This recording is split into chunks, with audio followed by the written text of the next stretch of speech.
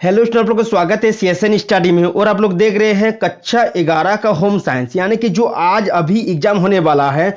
और आप लोग इसको यदि तैयारी करके जाते हैं 3 घंटा के अंदर, तो आप हर हाल में 1 नंबर के जो प्रश्न आएंगे 1 नंबर से 7 नंबर तक उसको हल कर पाएंगे। तो चलिए हम लोग देर ना करते हुए स्टार्ट करते हैं। सबसे पहले हमारे पास एक क्या क्वेश्चन है कि क्वेश्चन नंबर 1, ठीक है। क्वेश्चन नंबर 1 है कि किशोरावस्था शब्द से बना है।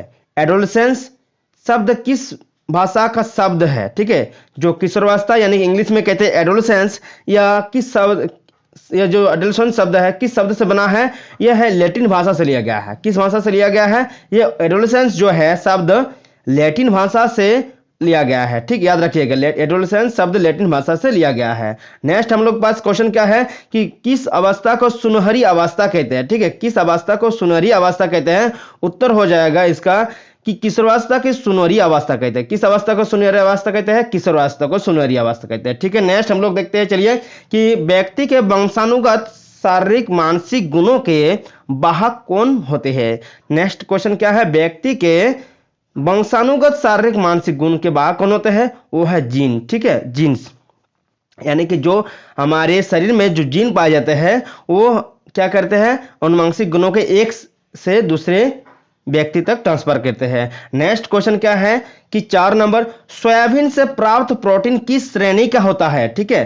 तो सोयाबीन से प्राप्त प्रोटीन उच्च श्रेणी के होते हैं, ठीक है। जो सोयाबीन में प्रोटीन पाए जाते हैं वो किस श्रेणी के होते हैं? वो होते हैं उच्च श्रेणी के प्रोटीन पाए जाते हैं। किसमें? सोयाबीन में, ठीक है। नेक्स्ट क्वेश्चन क्या है हमारे पास? 5 नंबर है कि मानव की सबसे जरूरी मूलभूत आवश्यकता क्या होती है। तो इसमें पूछ रहा है कि मानव की सबसे जरूरी मूलभूत आवश्यकता क्या होती है? वो है भोजन। यानी कि भोजन के बिना हम लोग जी नहीं पाएंगे, इसलिए भोजन मनुष्य के लिए बहुत ही जरूरी है। तो मूलभूत आवश्यकता क्या है? भोजन है। याद रखिएगा आप लोग, ठीक है। अभी जो क्वेश्चन देंगे इसी प्रकार के देंगे। देख लीजिएगा, जितने भी मॉडल प्रश्न पत्र से आपका क्वेश्चन आ रहा है, मॉडल प्रश्न पत्र से हुबहू उसको प्रिंट किया गया है प्रश्नों को। तो इसको अच्छी तरह से तैयारी करके जाइए, 1 नंबर वाला प्रश्न को आपका हर हाल में आ जाएंगे, ठीक है। नेक्स्ट क्वेश्चन क्या है? दांतों तथा अस्थियों के निर्माण में कौन सा तत्व सहायक होता है? तो इसका सहायक होता है क्या? कैल्शियम तथा फास्फोरस होता है। तो दांतों तथा अस्थियों के निर्माण में कौन सा तत्व सहायक होता है? वह होता है कैल्शियम और फास्फोरस होता है। नेक्स्ट क्वेश्चन क्या है? आहार अत्यधिक कैलोरी लेने से क्या होता है? आहार में अत्यधिक कैलोरी लेने से क्या होता है? मोटापा बढ़ता है। याद रखिएगा, यदि आहार में अत्यधिक कैलोरी ले रहे हैं तो क्या बढ़ेगा? मोटापा बढ़ेगा, ठीक है। नेक्स्ट क्वेश्चन क्या हमारे पास है कि आरंभिक किशोरावस्था किस आयु को कहते हैं? तो आरंभिक जो किशोरावस्था होता है 12 से 15 साल की आरंभिक किशोरावस्था कहा जाता है, ठीक है। इस आयु को क्या कहते हैं? आरंभिक किशोरावस्था। नेक्स्ट क्वेश्चन क्या है? एडोलसेंस का अर्थ क्या होता है? इस तरह से एडोलसेंस की उत्पत्ति कहां से हुई है? एडोलसेंस शब्द की उत्पत्ति लैटिन भाषा से हुई है। और एडोलसेंस से मतलब क्या होता है? परिपक्वता की ओर बढ़ना, ठीक है। क्या होता है इसका आंसर? कि एडोलसेंस का अर्थ होता है परिपक्वता की ओर बढ़ना।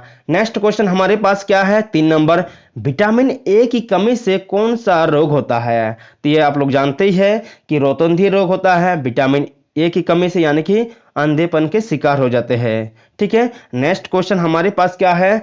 4 नंबर, कि जनसंख्या विस्फोट का मुख्य कारण क्या है? तो जनसंख्या विस्फोट का मुख्य कारण क्या है? कम उम्र में शादी। यदि कम उम्र में शादी क्या कर दिया जा रहा है, जिसके कारण से जनसंख्या बढ़ रहा है, ठीक है। नेक्स्ट क्वेश्चन क्या है कि और भी बहुत सारे कारण हैं, लेकिन यह मुख्य कारण क्या है? कम उम्र में शादी, ठीक है।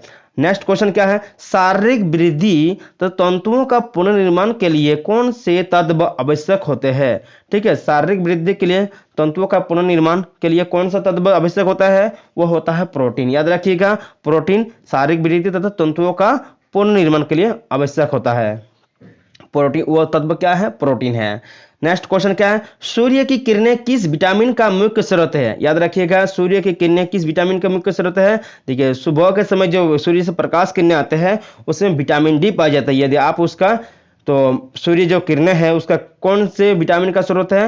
वो होता है विटामिन डी, ठीक है। नेक्स्ट क्वेश्चन क्या है कि क्वेश्चन नंबर 7, आंवला किस विटामिन की प्राप्ति का सर्वोत्तम साधन है? ठीक है, आंवला जो है किस विटामिन प्राप्ति का सर्वोत्तम साधन है? तो आंवला में क्या विटामिन पाया जाता है? याद रखिएगा, विटामिन सी। सूर्य की किरणें में कौन सी विटामिन पाई जाती है? Vitamin D. ठीक है, और आंवला में क्या पाया जाता है? Vitamin C. नेक्स्ट क्वेश्चन चले जानते हैं हम लोग कि प्रारंभिक किशोरावस्था में किशोर किस स्वभाव के होते हैं? तो इसका आंसर हो जाएगा, प्रारंभिक किशोरावस्था में किशोर किस स्वभाव के होते हैं? वो होते हैं अंतर्मुखी। ठीक है, याद रखिएगा, अंतर्मुखी स्वभाव के होते हैं प्रारंभिक किशोरावस्था में। नेक्स्ट क्वेश्चन क्या है हमारे पास?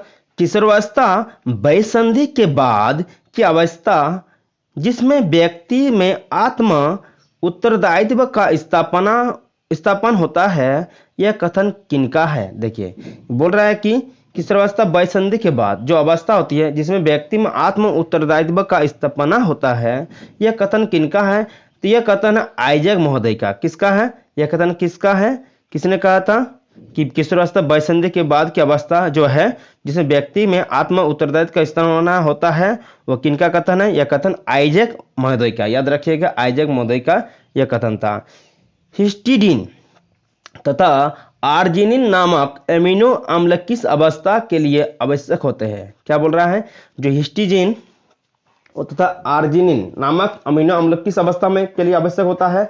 वो होता है शैशवावस्था के लिए। ठीक है, नेक्स्ट क्वेश्चन हमारे पास क्या है कि खनिज लवण पूरे शरीर के भार के कितने बराबर होता है? यानी खनिज लवण पूरे शरीर के भार के कितने बराबर होता है? वह होता है 4%। ठीक है, नेक्स्ट क्वेश्चन हमारे पास क्या है? वस्त्र निर्माण की सबसे छोटी इकाई क्या होती है? तो वस्त्र निर्माण की सबसे छोटी इकाई तंतु होती है। ठीक है, जो तंतु होती है वो वस्त्र निर्माण की सबसे छोटी इकाई होती है। नेक्स्ट क्वेश्चन क्या है? कार्बोज की मूल इकाई क्या है? तो कार्बोज की मूल इकाई क्या है? वह है शर्करा। ठीक है, शर्करा कार्बोज की मूल इकाई है। गन्ने की शर्करा को क्या कहा जाता है? सुक्रोज कहते हैं। गन्ने से शर्करा को क्या कहते हैं?